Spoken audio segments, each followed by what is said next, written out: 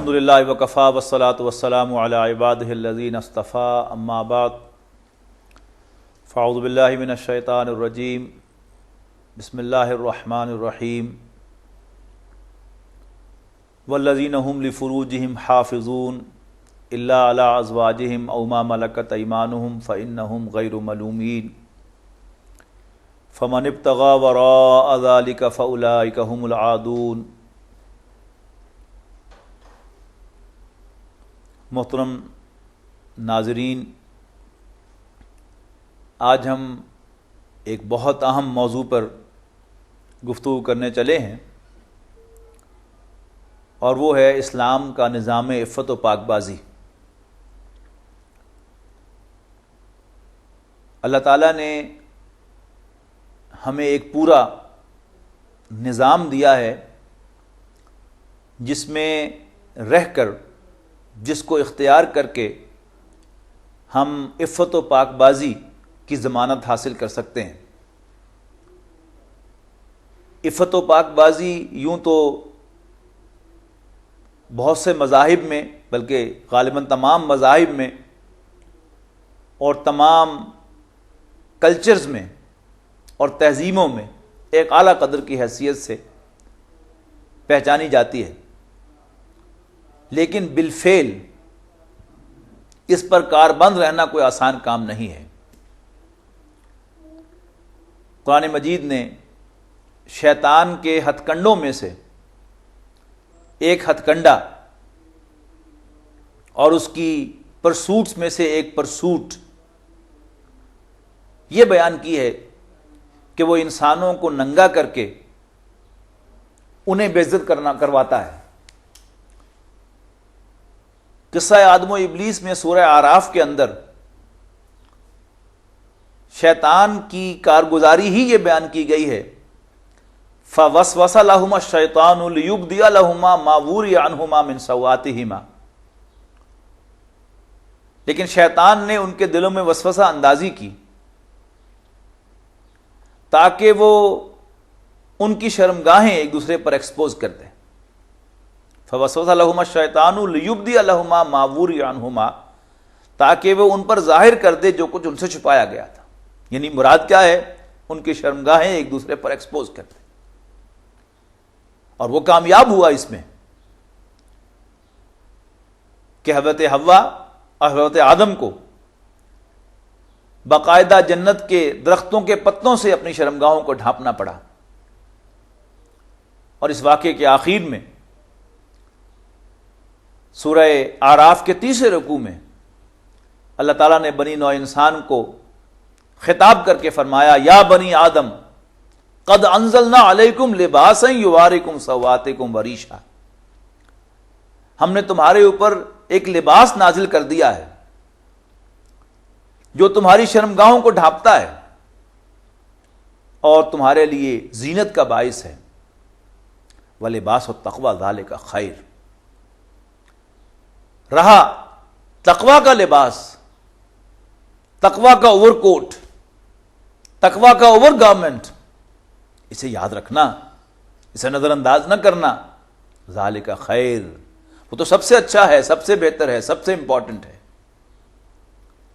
ذالک من آیات اللہ لعلہم یذکرون، اور یہ اللہ کی نشانیوں میں سے ہے تاکہ لوگ نصیحت حاصل کریں۔ پھر فرمایا، یا بنی آدم، اے آدم کے بیٹو، اے اولاد آدم، لا یفتننکم الشیطان، دیکھنا شیطان کہیں تمہیں فتنے میں مبتلا نہ کر دے، کسی آزمائش میں نہ ڈال دے۔ کما اخرج ابویکم من الجنہ، جیسے اس نے تمہارے ماں باپ کو، آدم و حوا کو جنت سے نکلوایا تھا۔ ینزع عنہما لباسہما، ان کا لباس چھینتے ہوئے، یعنی ان کا لباس جسم سے اترواتے ہوئے کھینچ کر، لیریہما سوآتہما، تاکہ ان کی شرمگاہیں ایک دوسرے پر ایکسپوز کرے۔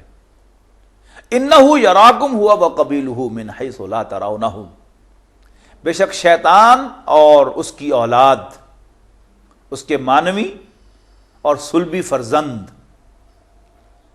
تمہیں وہاں سے دیکھتے ہیں جہاں سے تم انہیں نہیں دیکھتے. یہ لباس انڈسٹری، یہ ڈریس انڈسٹری جو ہے، جو ایک بہت بڑی انڈسٹری ہے اس وقت دنیا میں، اس انڈسٹری کی پرسوٹس کیا ہیں؟ لوگوں کو ننگا کرنا. کہنے کو وہ لباس انڈسٹری ہے، لیکن اس میں پیش نظر کیا ہے؟ لوگوں کے جسموں کو، بالخصوص عورت کے جسم کو ایکسپوز کرنا، اس کے اندر کشش پیدا کر کے، اس کو اٹریکٹو بنا کر. انہو یراکم ہوا وقبیلہ. ہم یہ سمجھتے ہیں کہ شاید کوئی فیشن جو ہے بس ویسے ہی کبھی بازو نیچے کر دیا، کبھی اونچے کر دیا. نہیں، قرآن مجید گواہی دیتا ہے کہ وہ تمہیں وہاں سے تاکتے ہیں، وہاں سے مانیٹر کرتے ہیں جہاں سے تم انہیں نہیں دیکھتے. اس پر ریسرچ ہوتی ہے کہ یہ مسلمان جو ہیں یہ لباس اتارنے میں بڑے ریلیکٹنٹ ہیں. رپورٹس تیار ہوتی ہیں کہ اب فلاں جو علاقے کے مسلمان ہیں، فلاں علاقے کے لوگ جو ہیں، ہم نے انہیں اس حد تک ایکسپوز کر دیا ہے، ہم نے برقع اتروا دیا ہے. چادر پر آ گئی ہیں اب خواتین، اب چادر بھی اتروا دی ہے، اب دوپٹے پہ آ گئی ہیں، اب دوپٹہ بھی چھوٹا ہو گیا ہے، اور اب دوپٹہ بھی چلا گیا ہے. اللہ بڑی جزا دے ان دین کے خادموں اور خادماؤں کو جن کی محنت و کاوش سے، اللہ کے فضل و کرم سے پھر برقع آ گیا ہے. لیکن بہرحال اس میں تو کوئی شک نہیں، ہماری آنکھوں کے سامنے ہماری ماؤں، بہنوں اور بیٹیوں نے کس طرح وہ لباس اتارا ہے رفتہ رفتہ، ہم خود اس کے عینی شاہد ہیں. تو انہ یراکم ہوا وقبیلہ من حیث لا ترونہم. آگے فرمایا انا جعلنا الشیاطین اولیاء للذین لا یؤمنون. بے شک ہم نے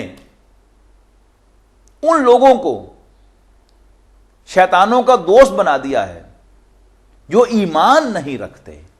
یہاں پر ایمان بالخصوص ایمان بالوحی ہے، ایمان بالرسالت ہے، یعنی اللہ کے رسول کی ہدایت کو ہدایت سمجھنا، وحی کی رہنمائی کو اصل رہنمائی سمجھنا.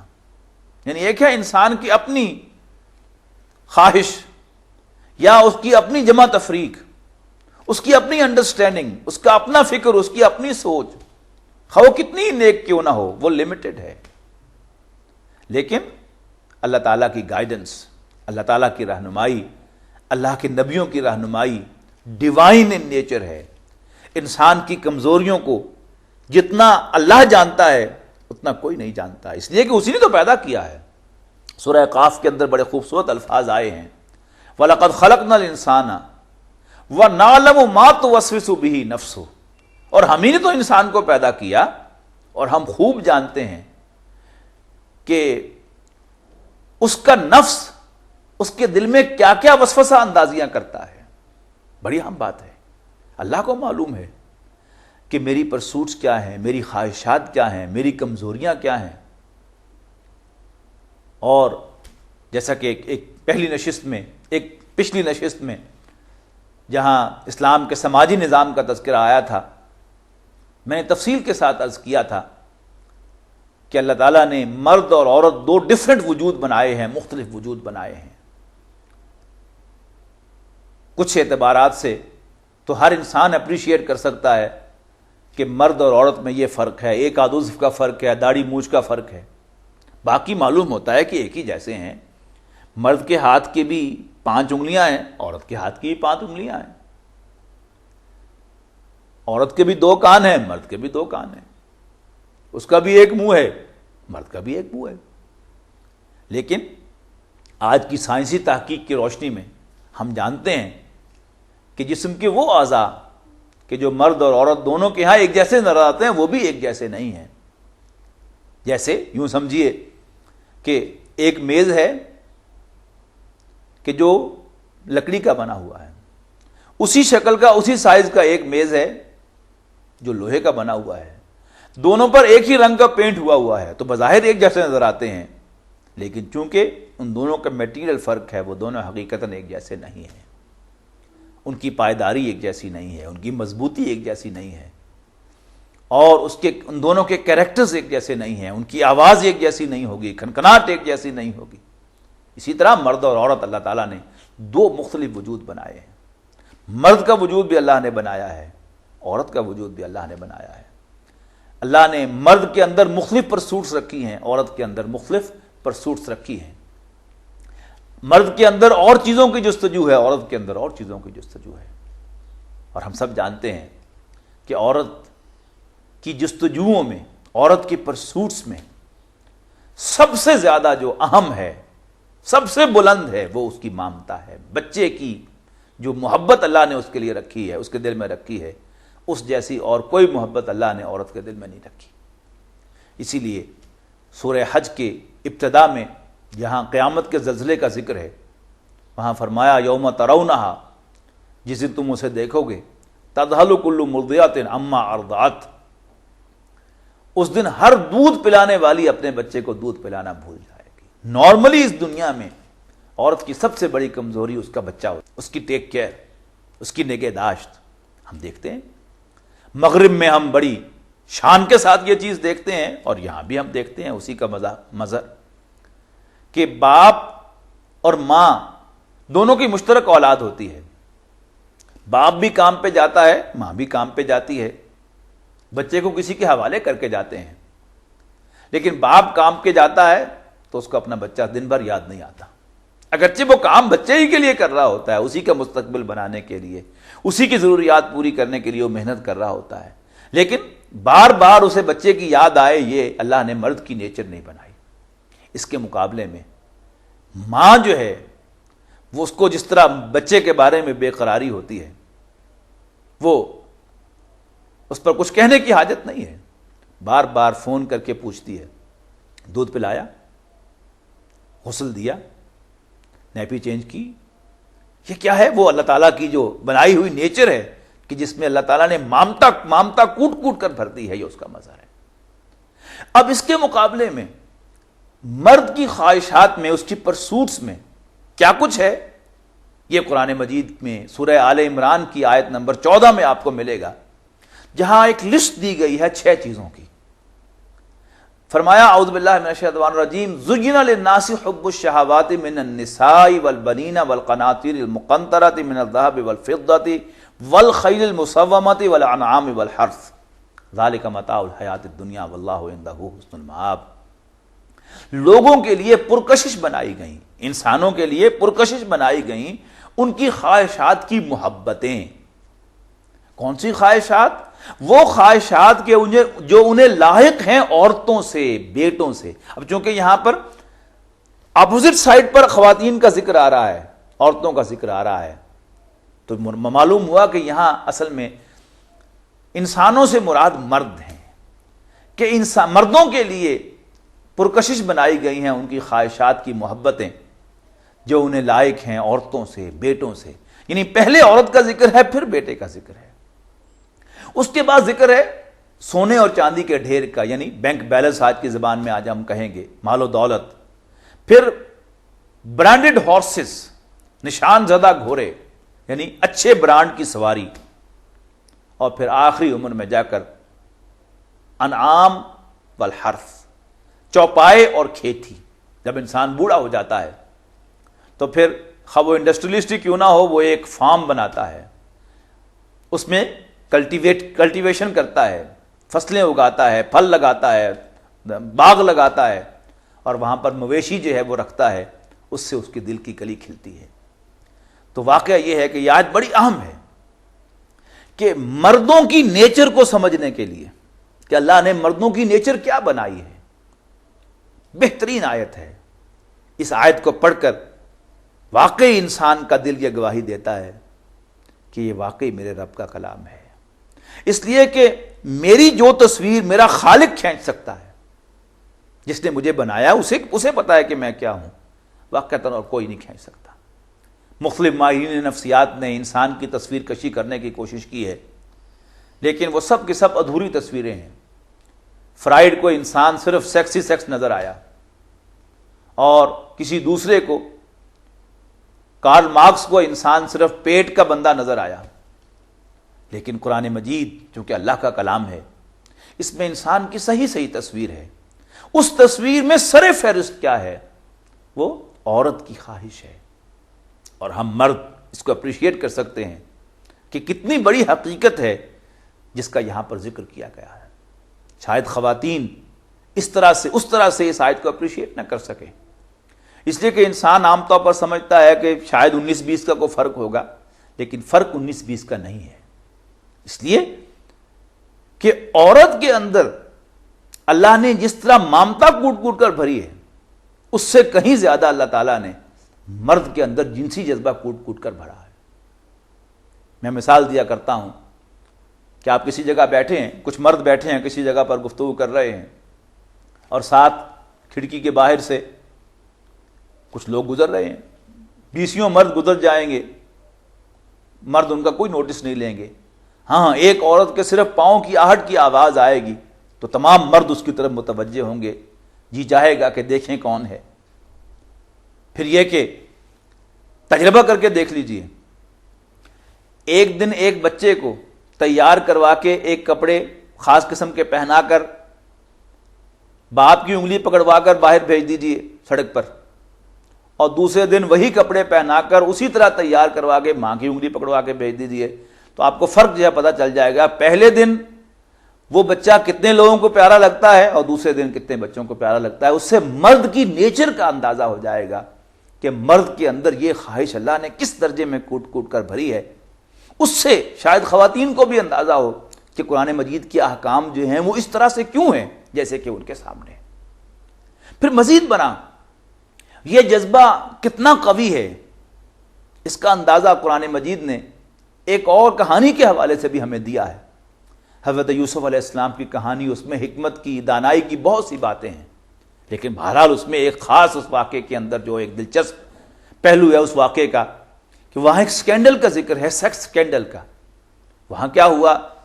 وہاں ایک مختلف سچویشن آئی کہ جیسے کہ میں نے عرض کیا کہ کچھ مرد بیٹھے ہوں اور وہاں سے ایک خاتون گزرے تو سب کے کان کھڑے ہوں گے.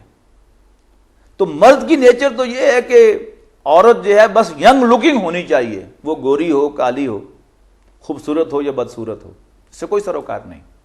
مرد کی دل میں اس کی کشش ہوتی ہے. اس کے مقابلے میں عورتوں کا معاملہ ایسا نہیں ہے. کچھ عورتیں بیٹھی ہوں اور مرد جو ہے وہ 20 گزر جائیں، they won't take any note of it. ہاں، کوئی ایکسٹرا آرڈنری ہینڈسم مرد جو ہے وہ گزرے گا تو عورتیں تمام کے تمام اس کی طرف متوجہ ہوں گی، آپس میں ڈسکس بھی کریں گی. حضرت یوسف علیہ السلام کا معاملہ یہ تھا کہ وہ ایکسٹرا آرڈنری ہینڈسم تھے، صرف ہینڈسم ہی نہیں، ایکسٹرا آرڈنری ہینڈسم تھے. نتیجہ کیا نکلا کہ عام حالات میں ہوتا یہ ہے کہ کسی گھر کے اندر کوئی جوان خاتون ہو، وہ ایک نوکرانی کی شکل میں ہو، کنیز کی شکل میں ہو، لونڈی کی شکل میں ہو، یا کسی کزن کی شکل میں ہو، یا بیوی کی بہن یا اس کی بھانجی بھتیجی کی شکل میں ہو، تو مرد کے لیے اس کے لیے خواہش ہوتی ہے مرد کے دل میں. اور تحقیق کر کے دیکھ لیجئے کہ جہاں بھی جوان عورتیں خاص طور پر گھروں میں کام کرتی ہیں تو وہاں کوئی نہ کوئی چند جو ہے وہ ضرور چڑھتا ہے، آج نہیں تو کل. اس کے مقابلے میں مرد ہوں گھر میں کام کرنے والے تو کوئی شاذ ہوتی ہیں خواتین کے جو ان کے اندر دلچسپی رکھتی ہیں یا اپنے اندر ان کی طرف کو میلان رکھتی ہیں، اور شاذ ہی کوئی ایسا واقعہ جو ہے وہ پیش آتا ہے. وہی بات، ہاں اگر کوئی ایکسٹرا آرڈنری ہینڈسم ہوگا تو وہاں یہ خطرہ جو ہے وہ قرآن مجید کی سورہ یوسف کی اس روشنی میں محسوس ہوگا کہ ہاں واقعی وہاں پر خطرہ ہوگا. عام حالات میں اتنا خطرہ نہیں ہوتا. اگرچہ یہ بحث علیحدہ ہے کہ کیا گھر میں کسی مرد ملازم کو رکھنا جائز ہے یا نہیں، وہ ایک اور بحث ہے، وہ کسی اور وقت اس پر گفتگو ہوگی. لیکن میں عام جو اصولی بات ہے وہ آپ کے سامنے رکھ رہا ہوں. چونکہ حضرت یوسف علیہ السلام ایکسٹرا آرڈنری ہینڈسم تھے، لہذا وہاں وہ خطرہ تھا، اور وہ خطرہ واقعتاً حقیقت بن کے سامنے آ گیا کہ نارملی تو کوئی عورت اپنے غلام کی طرف کوئی چاہت نہیں رکھتی ہوتی، اس لیے کہ نوکر اور غلام میں بھی بڑا فرق ہے. غلام نوکر کے مقابلے میں اتنی گھٹیا شے سمجھی جاتی تھی کہ اس کی طرف مالکن کا کوئی میلان جو ہے اس کا کوئی امکان نہیں. لیکن وہاں ایسا ہوا چونکہ حضرت یوسف علیہ السلام ایکسٹرا آرڈنری ہینڈسم تھے. پھر ایک سٹیپ جو ہوا وہ ایک لائف سٹیپ ہے آج کوئی ایسا معاملہ ہوگا تو وہ سارے سٹیپس یوں کہ توں آئیں گے۔ پہلی بات تو یہ کہ حضرت یوسف علیہ السلام نے اس کی خواہش کو رسپونڈ کرنے سے انکار کیا، اس کی خواہش پورا کرنے سے انکار کیا اور بھاگے دروازے کی طرف۔ اب دروازے پر اس عورت کا شوہر مل گیا، عزیز مصر مل گیا، تو اب ایک دم اس عورت نے پانسا پلٹ لیا اور الٹا چور کوتوال کو ڈانٹے، اپنے شوہر سے کہا کہ جو آپ کی بیوی کے ساتھ، اپنی گھر والی کے ساتھ کوئی بری خواہش رکھے اس کی کیا سزا ہو سکتی ہے سوائے اس کے کہ اسے جیل میں بھیج دیا جائے یا بڑا سخت ٹارچر دیا جائے۔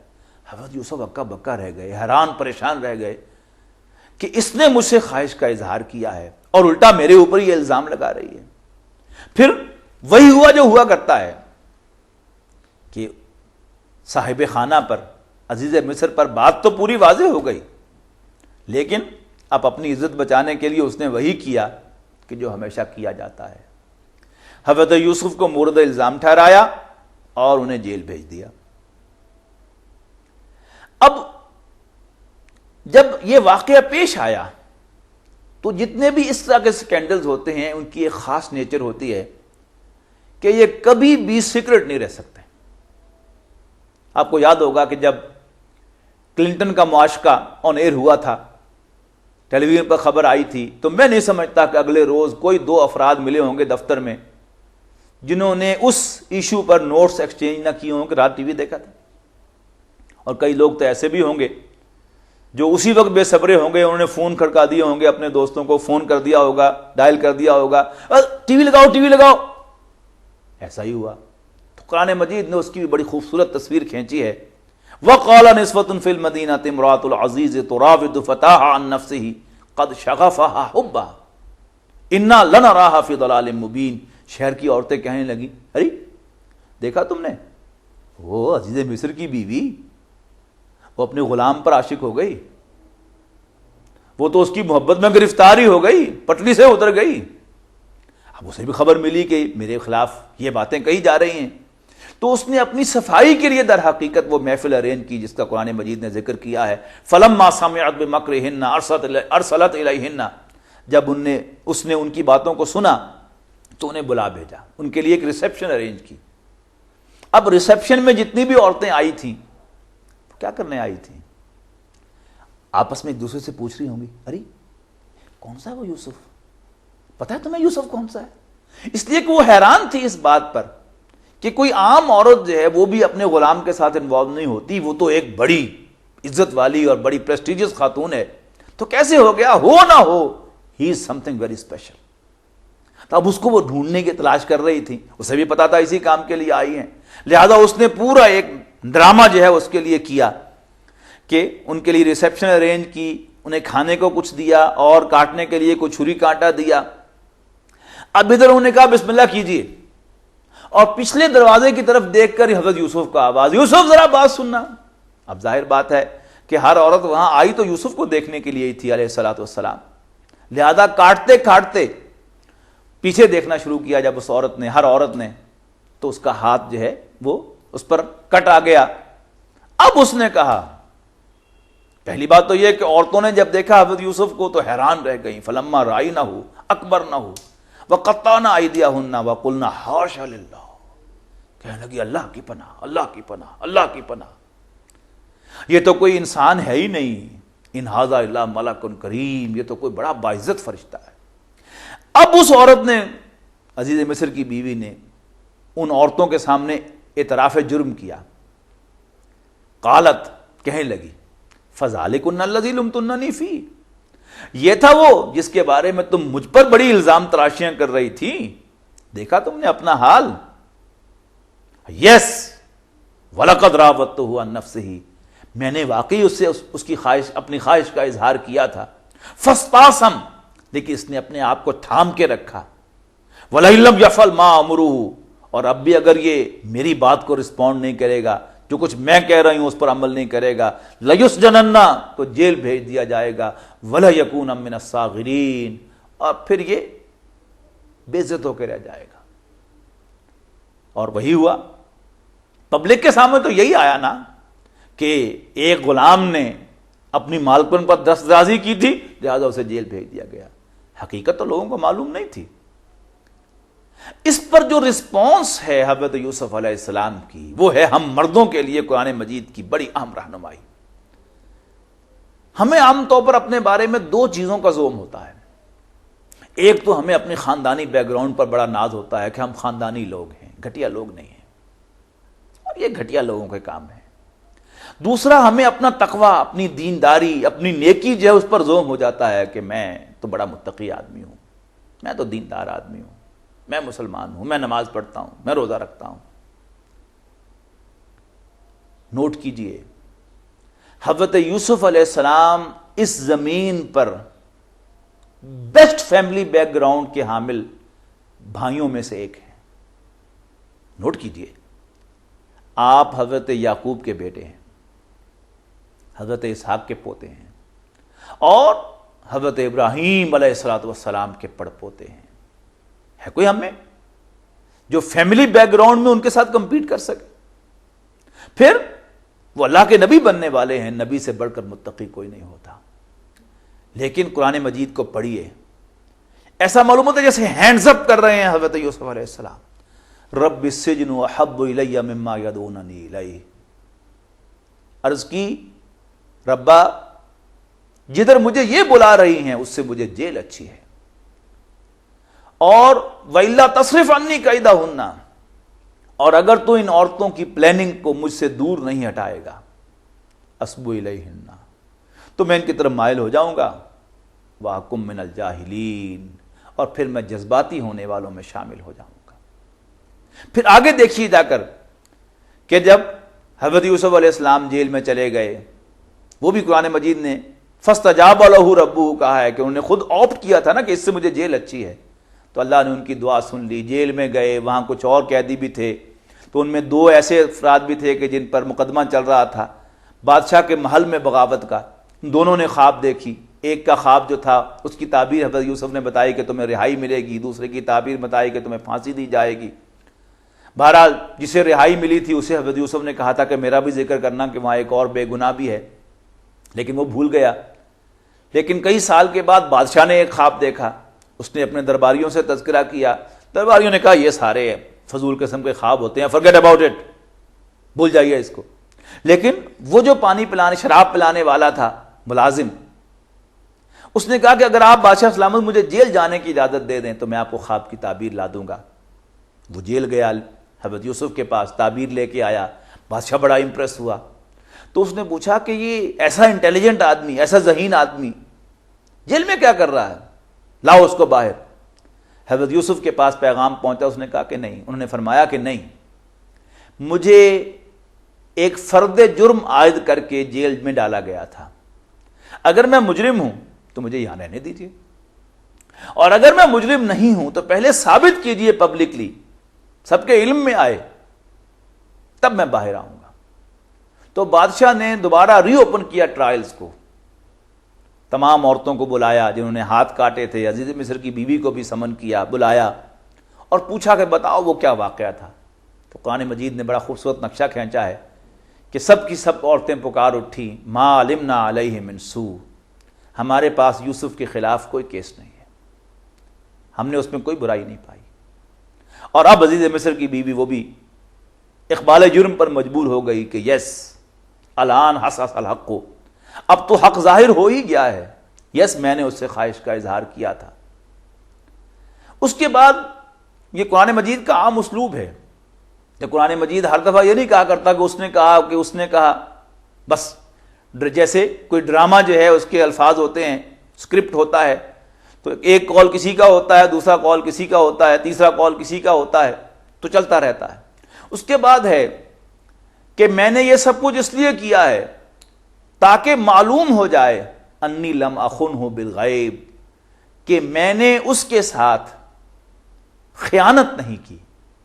اب بہت سے لوگوں نے اس سے مراد یہ لی ہے میری ایک فرضی کہانی جس کا نہ قرآن مجید میں ذکر ہے نہ حدیث میں ذکر ہے، وہی اسرائیلی روایات ہیں، وہ بھی پتہ نہیں ہیں کہ نہیں، بہرحال ایک فرضی کہانی ہے جس کی بنیاد پر پورا ایک من گھڑت قصہ بنا دیا گیا ہے کہ وہ شوہر جو تھا میرا وہ نامرد تھا اور میں امانت ہوں یوسف کی، میں یہ بتانا چاہتی ہوں کہ میں نے یوسف کی امانت میں کوئی خیانت نہیں کی. حالانکہ قرآن مجید نے وہ واقعہ کہیں ذکر نہیں کیا جو عام طور پر مشہور ہے. سیدھی سی بات یہ ہے کہ اس نے اپنے شوہر کے ساتھ خیانت کی تھی، وہ کیسے کہہ سکتی ہے کہ میں نے خیانت نہیں کی؟ ہاں، یہ الفاظ حضرت یوسف علیہ السلام کے ہیں کہ میں اس لیے نہیں یہ سب کچھ میں نے کیا کہ میں بتاؤں کہ میں بڑا پاک باز ہوں. ہاں، آپ کو معلوم ہے کہ حضور صلی اللہ علیہ وسلم بھی وحی کے آغاز سے پہلے الصادق اور الامین مشہور تھے. نبی غریب بھی ہو سکتا ہے، امیر بھی، بادشاہ بھی ہو سکتا ہے اور غلام بھی، لیکن کبھی خائن نہیں ہوتا. انی لم اخنہ بالغیب، تاکہ میرے آقا کو، عزیز مصر کو یہ معلوم ہو جائے کہ میں نے اس کی عدم موجودگی میں اس کے ساتھ کوئی خیانت نہیں کی. رہا میری اپنے دل کی کیفیت کا معاملہ، جیسے پہلے انہوں نے کہا تھا کہ رب السجن احب الی مما یدعوننی الیہ، کہ اللہ مجھے جیل اچھی ہے اس چیز کے مقابلے میں جدھر مجھے یہ بلا رہی ہیں، اور اگر تو ان کی پلاننگ کو مجھ سے دور نہیں ہٹائے گا تو پھر میں ان کی طرف مائل ہو جاؤں گا. یہاں بھی حضرت یوسف فرماتے ہیں وما ابرئ نفسی، انہی الفاظ سے آپ کو معلوم ہے 13واں پارہ شروع ہوتا ہے، میں بھی اپنے نفس سے مبرہ نہیں ہوں. ان النفس لامارۃ بالسوء، یقیناً نفس تو برائی کا حکم دیتا ہی ہے، برائی پر آمادہ کرتا ہی ہے. الا ما رحم ربی، سوائے اس کے کہ میرا رب مجھ پر رحم فرمائے. ان ربی غفور رحیم، بے شک میرا رب بخشنے والا، رحم فرمانے والا ہے. اس ساری بات سے اصل مقصود کیا ہے؟ یہ بات نوٹ کروانا مقصود ہے کہ اللہ تعالیٰ نے مرد کی سب سے بڑی کمزوری اس کا جنسی جذبہ بنایا ہے، لیکن ساتھ ہی ساتھ اس کی نیچر میں ایک اور فرق جو ہے کہ اللہ تعالیٰ نے اسے اپنے جذبات کے ایکسپریشن پر عورت کے مقابلے میں زیادہ کنٹرول دیا ہے. عورت اپنے جذبات کے ایکسپریشن میں پر زیادہ کنٹرول نہیں کر سکتی. جیسا کہ اپنے شوہر کے ساتھ ساری محبت کے باوجود دن بھر شوہر کام پہ گیا ہوا ہے، گھر میں اس کو مسائل پیش آئے ہیں اور اسے اپنے شوہر کے خلاف کچھ کنسرنز اس کے دل میں ہیں، تو وہ صبر نہیں کر سکتی اور آتے ہی ان کا اظہار جو ہے وہ کر ڈالتی ہے، اس کا نتیجہ جو بھی نکلے. اس کے مقابلے میں مرد جو ہے وہ اپنے ایکسپریشنز، اپنے جذبات کے ایکسپریشن کے اوپر کچھ کنٹرول رکھتا ہے، اس کے اظہار پر کچھ کنٹرول رکھتا ہے. لہذا اگرچہ مرد جو ہے وہ اپنے اندر عورت کی خواہش رکھتا ہے، جنسی جذبہ جو ہے بڑے اونچے لیول پر رکھتا ہے، لیکن اس کا براہ راست اظہار نہیں کرتا، انڈائریکٹلی اظہار کرتا ہے. وہ اگر براہ راست عورت سے اپنی خواہش کا اظہار کرے تو شاید عورت کبھی اس کی بات کو رسپونڈ نہ کرے. لہذا وہ آہستہ آہستہ انڈائریکٹلی اس کی طرف بڑھتا ہے اور پھر اس سے اپنی خواہش پوری کرتا ہے. کبھی اس سے کہتا ہے کہ یہ جو دیندار لوگ ہیں، مذہبی لوگ ہیں، یہ تو تمہیں اپنا غلام بنا لیا ہے، گھر کے اندر بند کر دیا ہے، آؤ تم بھی مردوں کے شانہ بشانہ آ جاؤ، برابری اختیار کر لو. اب عورت جو ہے وہ سیدھی سادی جذبات میں آ کر اس کی باتوں میں آتی ہے اور بازار میں آ جاتی ہے. حالانکہ اللہ تعالیٰ نے جو ڈویژن آف ورک دی تھی اس کے اعتبار سے مرد کے ذمے معاشی جد و جہد تھی اور عورت کے ذمے بچے کی پیدائش اور اس کی نگہداشت تھی. اب مرد جتنا بھی زور لگا لے وہ کبھی بھی عورت کے اس مشن میں، اس کی اس اسائنمنٹ میں اس کا ہاتھ نہیں بٹا سکتا. اس لیے کہ حمل کے 9 مہینے عورت نے تنہا یہ مشقت برداشت کرنی ہے، مرد اس کو شیئر نہیں کر سکتا. لیکن مرد بہانے سے اس کو دفتر میں لا کر، مارکیٹ میں لا کر مزدوری پر لگاتا ہے اور اس سے اپنے حصے کا کام نکلواتا ہے. پھر جب عورت باہر آتی ہے تو اس کے لیے لذت کا سامان بھی ہوتا ہے. اسے عورت کی کمپنی دفاتر میں بھی مل جاتی ہے، ایئر لائنز میں بھی مل جاتی ہے، دوسرے شعبوں کے اندر بھی مل جاتی ہے، بازار میں بھی مل جاتی ہے. لہذا اس کی خواہش جو وہ پوری ہوتی رہتی ہے. قرآن مجید میں فرمایا گیا، حکم دیا گیا اس سلسلے میں. پہلے تو یہ فرمایا کہ اللہ کی نظر میں کامیاب بندے، فلاح پانے والے بندے وہ ہیں کہ جو سیکس میں ڈسپلن اختیار کرتے ہیں. والذین هم لفروجهم حافظون، جو اپنی شرمگاہوں کی حفاظت کرتے ہیں. لیکن یہ شرمگاہ کی حفاظت جو ہے اس کے سلسلے میں مردوں اور عورتوں کو جو انسٹرکشنز دی گئی ہیں وہ مختلف ہیں. مردوں سے تو اتنا ہی کہا گیا نا کہ یہ تمہارا ایریا ہے, یہاں تمہیں اپنی جنسی خواہش کو پورا کرنے کی اجازت ہے, لیکن اس سے بیانڈ تمہیں جانے کی اجازت نہیں ہے. لیکن عورت کو اس کے مقابلے میں یہ بھی کہا گیا, لیکن ساتھ ہی ساتھ اس کو مرد کی دسترس سے بچایا گیا. اس کے لیے دو طرح کے اقدامات ہیں. ایک تو اس میں ہے سیگریگیشن, مرد اور عورت کا دائرہ کار علیحدہ کیا گیا, اور دوسرے اس کو اضافی لباس پہننے کے لیے کہا گیا. اب اگر یہ بات انسان کے سامنے نہ ہو, پورا پس منظر انسان کے سامنے نہ ہو, تو واقعہ یہ ہے کہ یہ احساس انسان کو ہوتا ہے کہ شاید اسلام عورت کو اپریس کرتا ہے. ایک دفعہ میں سفر کر رہا تھا شکاگو اور نیو یارک کے درمیان, تو میں آئل سیٹ پر بیٹھا تھا, تو ایک خاتون جوان تھی, ارلی 20s میں ہوگی, وہ ونڈو سیٹ پر بیٹھی تھی, درمیان کی سیٹ خالی تھی. کچھ دیر سفر کرنے کے بعد اس نے مجھ سے کہا کہ are you going to New York? میں نے کہا جی میں نیو یارک جا رہا ہوں. You live in New York? آپ نیو یارک میں رہتے ہیں؟ میں نے کہا جی نہیں, میں وزٹ پر ہوں. ویئر ڈو یو لیو؟ کہاں رہتے ہو؟ میں نے کہا پاکستان میں رہتا ہوں. تو پڑھتے ہی اس نے کہا کہ پاکستان میں women is too much oppressed in Pakistan. تو میں نے کہ پاکستان میں عورت جو ہے یہ بڑی مظلوم ہے اور اوپریسڈ ہے, ظلم کا نشانہ بنی ہوئی ہے. تو میں نے اسے کہا کہ ہو ٹولڈ یو, کسی نے بتایا آپ کو؟ تو اس نے کہا کہ شی کورز ہر ہیڈ, کہ چونکہ اپنا سر ڈھانپتی ہے لہذا بڑی اوپریسڈ ہے. تو بہرحال اس سے گفتگو ہوئی, لیکن میں صرف بات کہہ رہا ہوں کہ اگر صرف وہ ساری بات سامنے نہ ہو تو پھر یہ دیکھنا کہ عورت جو ہے اس پر پابندی ہے کہ اپنا سر بھی ڈھانپے, اپنا جسم بھی زیادہ ڈھانپے, شدید گرمی میں وہ پورے جسم کے اوپر بڑی چادر اوڑھے یا برقع لے, اور پھر یہ ہے کہ اپنا چہرہ جو ہے ڈھانپے. یہ سب چیزیں جو ہیں وہ ایک نظر سے آپ دیکھیں گے سارے اس بیک گراؤنڈ کے بغیر تو معلوم ہوگا کہ ہاں کچھ زیادتی سی ہے. لیکن اگر آپ اس پورے پرسپیکٹو میں دیکھیں گے, پوری اس بیک گراؤنڈ میں پس منظر کے ساتھ دیکھیں گے, تو معلوم ہوگا کہ ہاں واقعی یہ جسٹیفائیڈ ہے. اس کا فائدہ کس کو پہنچتا ہے؟ اس کا فائدہ عورت کو پہنچتا ہے.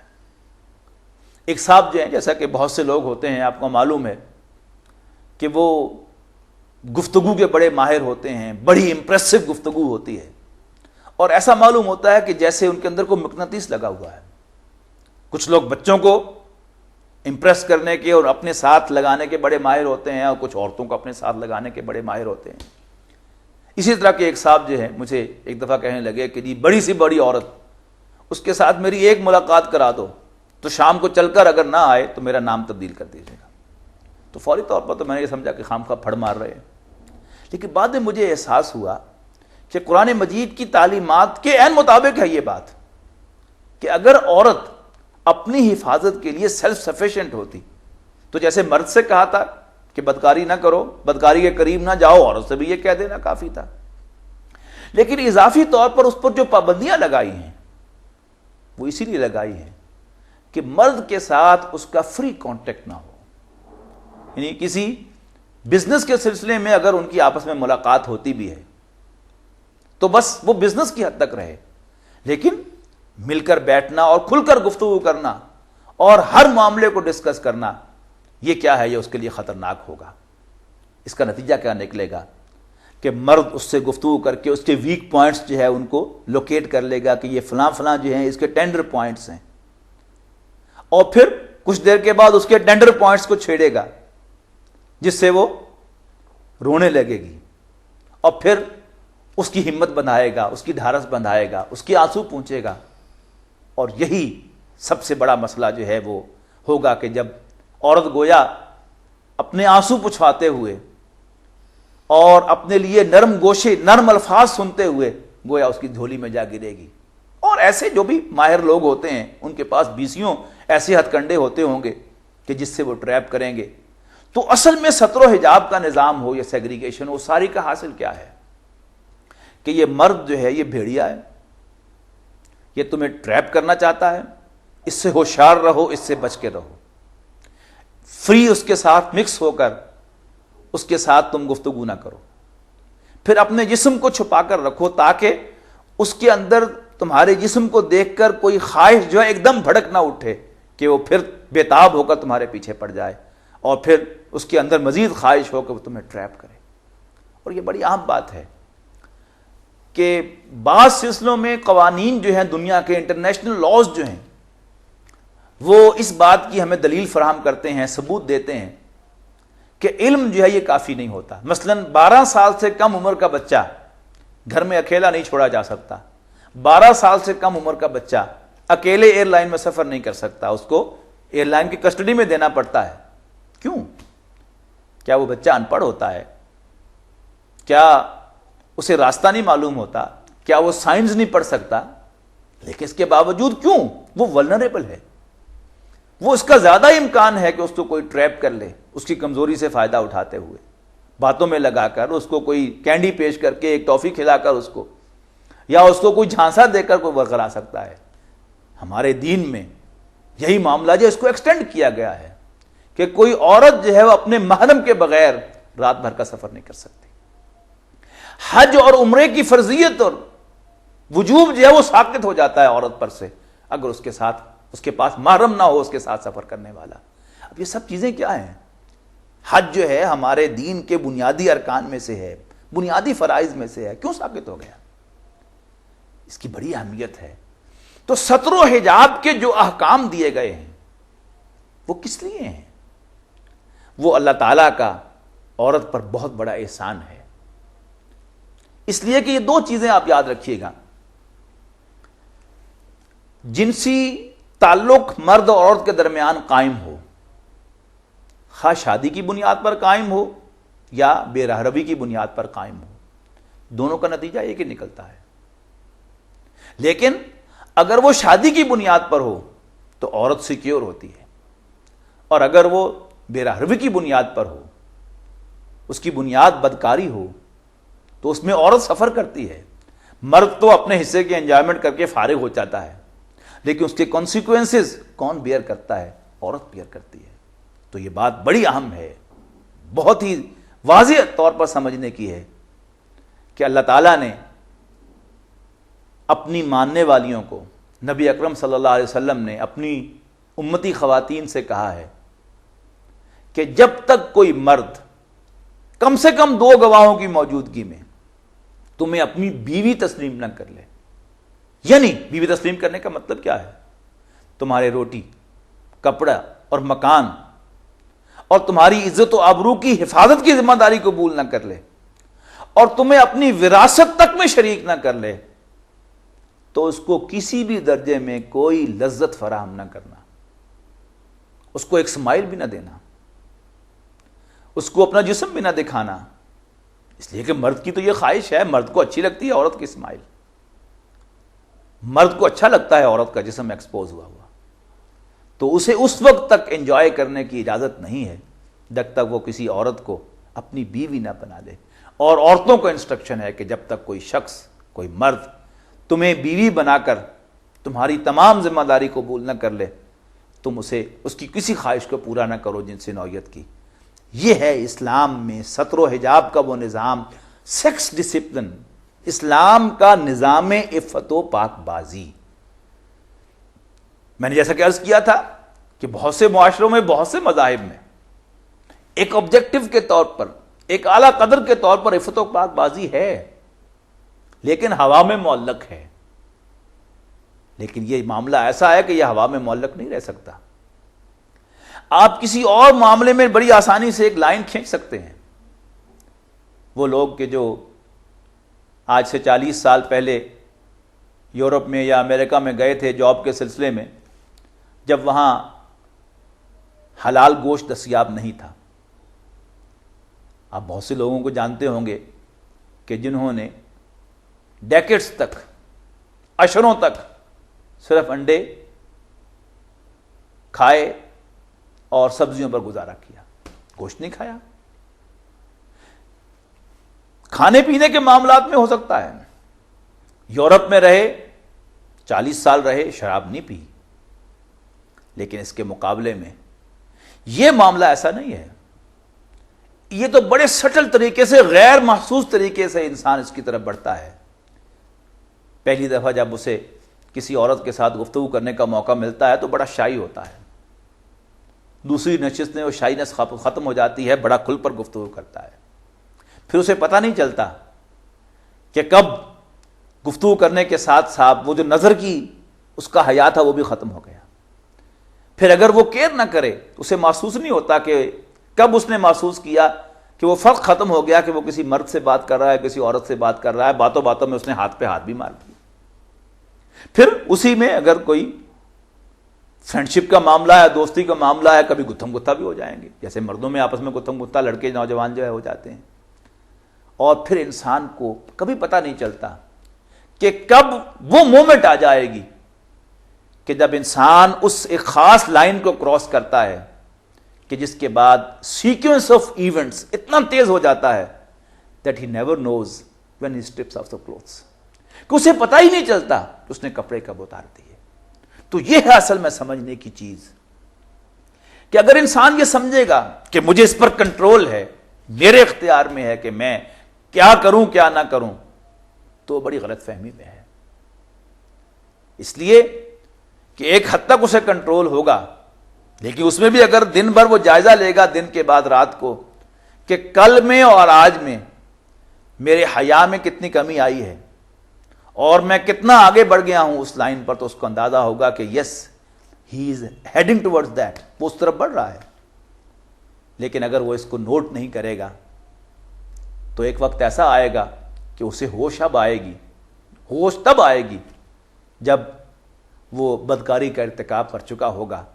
تو اصل میں سمجھنے کی بات یہ ہے کہ ہم اس معاملے میں نہ اپنی فیملی بیک گراؤنڈ پر اوور کانفیڈنس رکھیں اور نہ اپنی دینداری سے دھوکے میں آئیں، بلکہ اللہ تعالیٰ کی رہنمائی کو اپنے لیے اصل سمجھیں۔ اگر اللہ نے ہمیں کچھ احکام دیے ہیں کہ اس لائن سے آگے نہ بڑھو، عورتوں کے ساتھ گفتگو کرتے ہوئے حیا کا دامن ہاتھ سے نہ چھوڑو، اپنی نظر کو نیچا رکھو، کیا ہے قرآن مجید میں آپ حیران ہوں گے کہ سورہ نور میں جہاں نظر کو نیچے رکھنے کا حکم ہے وہ بازار کا حکم نہیں ہے، اس پورے رکوع میں گھر کی باتوں کا ذکر ہے۔ لا تدخلوا بیوتا غیر بیوتکم حتی تستانسوا وتسلموا علی اہلہا، کہ مت داخل ہو ایسے گھروں میں کہ جو تمہارے اپنے نہیں ہیں۔ تو گھر کے داخلے کا ذکر ہے اور گھر کے اندر کا ذکر ہے کہ جہاں مائیں، بہنیں، بیٹیاں، خالائیں، پھوپھیاں، بھانجیاں اور بھتیجیاں ہوں گی، انہی کا ذکر ہے نا کہ کل للمؤمنین یغضوا من ابصارہم ویحفظوا فروجہم، کہ مومن مردوں سے کہہ دو کہ اپنی نگاہیں نیچی رکھیں اور اپنی شرمگاہوں کو ڈھانپ کر رکھیں، ان کی حفاظت کریں۔ کس کے سامنے نگاہیں نیچی رکھیں؟ اپنی ماؤں، بیٹیوں اور بہنوں کے سامنے، گھر میں تو وہی ہوں گی۔ پھر اگلی آیت میں عورتوں کو حکم ہے، وَقُلْ لِلْمُؤْمِنَاتِ، مومن عورتوں سے کہہ دیجیے یغضضن من ابصارہن، کہ اپنی نگاہوں کو نیچا رکھیں، وَیحفظن فروجہن، اور اپنی شرمگاہوں کی حفاظت کریں۔ وَلَا يُبْدِينَ زِینَتَہن إِلَّا مَا ظَہَرَ مِنْهَا، إِلَّا مَا ظَہَر، اور اپنی زینت کی چیزوں کو ڈھانپ کر رکھیں سوائے ان کے کہ جو ظاہری ہوں۔ وَلْيَضْرِبْنَ بِخُمُرِهِنَّ عَلَى جُيُوبِهِنَّ، اور یہ زینت کی چیز، زینت کہتے ہیں اٹریکشن کو، سب سے زیادہ زینت کی چیز جو ہے وہ عورت کے گریبان کے اندر جو ہے اللہ تعالیٰ نے مرد کے لیے ایک بہت بڑی کمزوری اور بہت بڑی کشش رکھی ہے، اور یہ ایسی عجیب انسان کی کمزوری ہے کہ انسان اس کو غور سے دیکھتا ہے، اس کا تصور کرتا ہے تو کانپ جاتا ہے، اس کو اپنے آپ سے گھن آتی ہے، لیکن نیچر ایسی ہے۔ یعنی دو طرف کا حکم ہے، مردوں کو حکم ہے کہ اپنی نگاہیں نیچی رکھو، اور ساتھ ہی عورتوں کو حکم ہے کہ گھروں کے اندر بھی اپنے دوپٹے کا، اپنے کپڑے کا ایک پلو اپنے گریبان پر ڈال دیا کریں، اس لیے کہ گھر کا کام کرتے ہوئے عورت جھکے گی، اٹھے گی، اور اس کا گریبان جو ہے اس میں انسان کی نظر پڑے گی۔ اور یہ اللہ نے مرد کی ایسی کمزوری بنائی ہے کہ اس کے ماں کے گریبان میں بھی اگر اس کی نظر جا رہی ہوگی تو روکے گا تو روکے گی، ورنہ غیر ارادی طور پر جائے گی۔ تو عورتوں کو حکم ہے کہ اپنے بیٹوں کے سامنے، بھائیوں کے سامنے، باپوں کے سامنے بھی پلو ڈالیں اپنے دوپٹے کا اپنے گریبانوں پر۔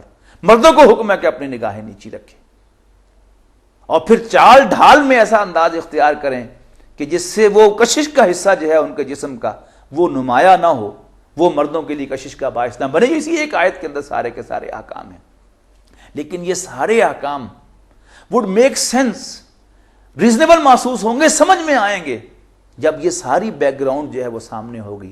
اور اگر یہ چیزیں سامنے نہیں ہوں گی تو یا تو وہ احساس ہوگا کہ اسلام نے واقعی عورت پر بڑا ظلم کیا ہے، اور یا یہ ساری باتیں جو ہیں irrelevant سی اور بڑی ہی ایسی لگیں گی جیسے ہمارے جو کالم نویس ہیں اخبارات کے، وہ کہتے رہتے ہیں کہ جی مولویوں کو خام خواہ ہیضہ ہوا تقوی کا، اور یہ خام خواہ بہت زیادہ کریزی ہو رہے ہیں، کچھ نہیں ہوتا، کچھ نہیں ہوتا، کچھ نہیں ہوتا۔ حقیقت یہ ہے کہ اگر ہم حقیقت کی نگاہوں سے دیکھیں، حقائق کو فیس کرنے کی ہمت اپنے اندر رکھیں، تو قرآن مجید کا ہر حکم لاجیکل نظر آئے گا، will make sense to us، معلوم ہوگا کہ ہاں یہ حکم صحیح ہے، اور کیوں صحیح نہ ہو؟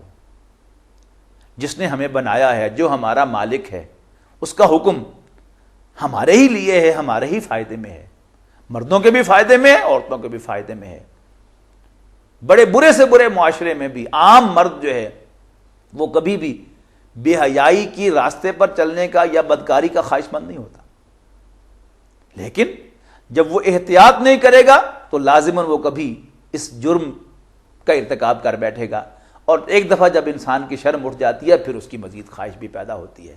لیکن پہلی دفعہ کا کرنا جو ہے وہ اسی بے احتیاطی کی بنیاد پر ہوتا ہے کہ چونکہ ان کے سامنے یا وحی کی روشنی ہوتی نہیں، اور اگر وحی کی روشنی ہے اس کا ماننے والا بھی ہے لیکن اس کو امپورٹنس نہیں دیتا، اس کو اتنا ویٹیج نہیں دیتا کہ اس کے مطابق وہ زندگی گزارے، تو پھر اس کا خمیازہ بھگتنا پڑے گا۔ اللہ تعالیٰ سے دعا ہے کہ اللہ تعالیٰ ہمیں قرآن و سنت کو صحیح معنوں میں ماننے کی توفیق عطا فرمائے، کہ ہم قرآن کو اور سنت کو اپنے لیے رہنما سمجھیں اور اس کے مطابق عمل کریں۔ اس سے انشاءاللہ ہماری دنیا بھی سنور جائے گی اور ہماری آخرت بھی۔ آخر دعوانا الحمدللہ رب العالمین۔